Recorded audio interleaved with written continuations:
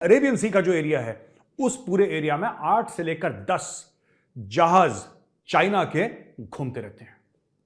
और कहीं ना कहीं यह प्रेशर डालना चाइना के ऊपर जरूरी है कि हमारे पास भी कैपेबिलिटी है।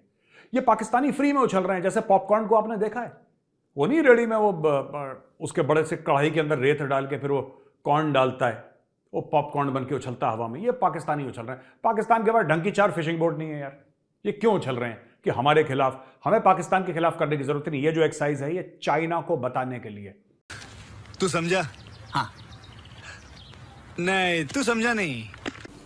फॉल ऑफ ढाका से ज्यादा कुछ बड़ा हुआ? ये भी कब की बात है, अशरे बीते है इस बात को। So what is it which is new? कोई नई बात, कोई अचंभे की बात, कोई हैरत की बात, कोई पहली दफा होने वाली बात।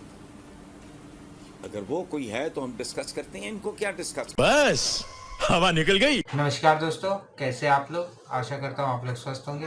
हमारे चैनल में आपका स्वागत है। इसी तरह हमारे वीडियो को लाइक करिए, सब्सक्राइब करिए और बेल आइकन जरूर दबाइए और हो सके तो उतना शेयर करिए। तो ज़्यादा समय ना लेते हुए चले वीडियो स्टार्ट करते हैं। Let's begin. क्या पाकिस्तान के लिए मैसेजिंग है? बिल्कुल मैसेजिंग है, क्योंकि पाकिस्तान के पास गवादर पोर्ट है और वहां पे चाइनीज शिप्स आके डॉक करते हैं।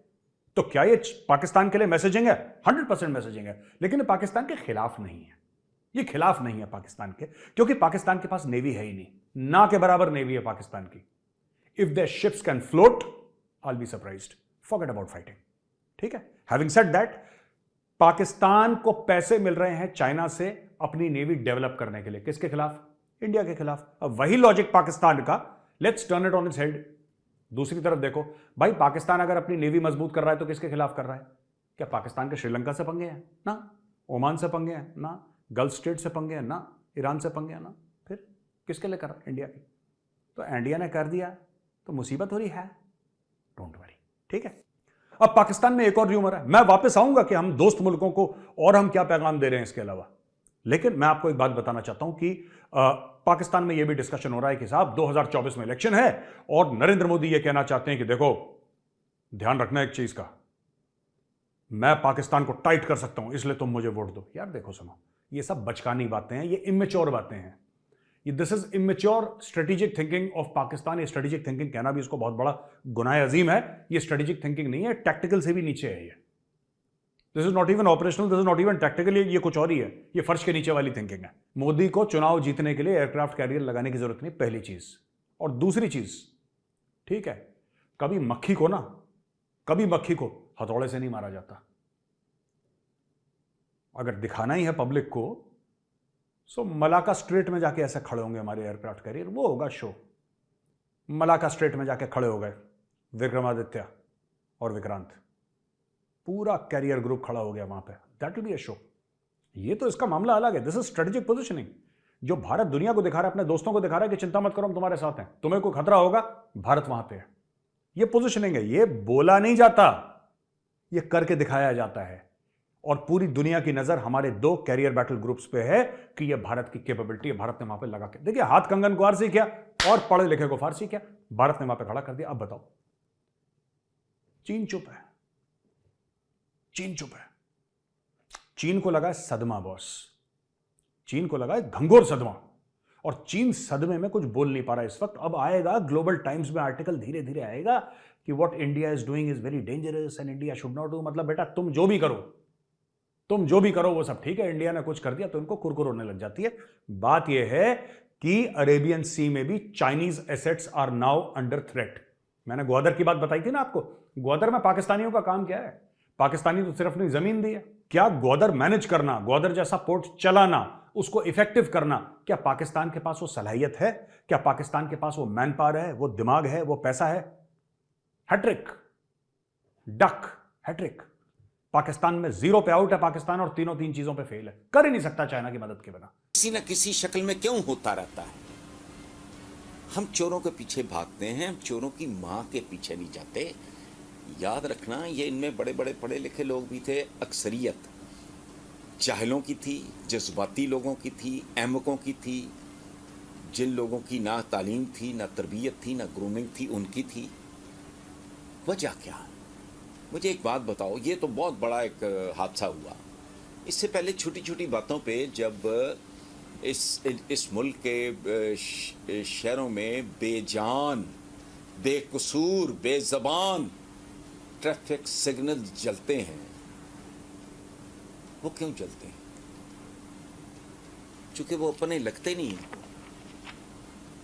क्यों नहीं लगते?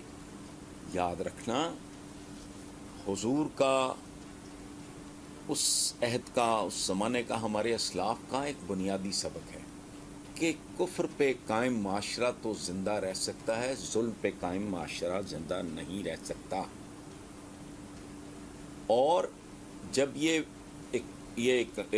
आपके जो इक़्तिसादी क्राइसिस का जब रौला पड़ा 2-2.5 साल पहले, तो I was the first one in this country जो बार बार जिसने लिखा कि आपका असल बहरान है अखलाकियात का, इक़्तिसादियात का नहीं।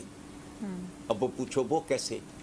आपके इक़्तिसादियात वाले बहरान के पीछे भी आपका अखलाकियात का बहरान है। इस मुल्क में जो इस मुल्क की पॉलिटिकल एलीट है, उनमें से कोई बंदा आपने कंगाल होते देखा, ऊपर से नीचे आते देखा? सबको आपने पाताल से उठ के ऊपर जाते देखा। मुल्क कंगाल हो गया। यार ये कैसी अजीब बात है। अवाम बदहाल हो गए, मुल्क दिवालियापन की अफवाहों की जद में है, दहलीज पे खड़ा है। ये कैसे हुआ? मुझे समझाएं। इस मुल्क का कोई पॉलिटिशियन बैंकरप्ट क्यों नहीं हुआ?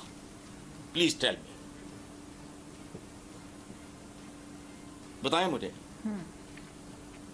और इस मुल्क का कौन सा पॉलिटिशियन है जो पैदल नहीं आया या 50 सीसी होंडा पे नहीं आया और वो अरबपति नहीं बना? वो बता दो मुझे। ये मुहिम जो हैं, ये इस मुल्क की जमहूरियत ना जमहूरियत है। इस मुल्क की सियासत सियासत नहीं है। हम गोरों की फेंकी हुई हड्डियां जैसे हम उनके लंडे के कपड़े इस्तेमाल करता है ना हमारा गरीब आदमी, इसी तरह पूरी की पूरी कौम उनका। पिछले दिनों में देख रहा था, पता नहीं क्या कोई अजीब सा कानून हो। मैंने कहा ये इस तरह के कानून महज़ब मुल्कों के लिए होते हैं, हमारा अभी स्टेज नहीं। वेस्ट हमें कहता है फांसी जो है इसकी सज़ा जो है वो ख़त्म होनी चाहिए, वो हमारे यहाँ नहीं। हम अभी उस स्टेज पे नहीं आए। एक बात को समझें, जैसे एक न्यूली बॉर्न बेबी, बॉर्न भी नहीं, वो पैदा होने से पहले बच्चा अपनी माँ की खुराक में से अपना हिस्सा वसूल करता है, वो इनहेल करती है ऑक्सीजन, वो अपना शेयर उसमें से लेता है।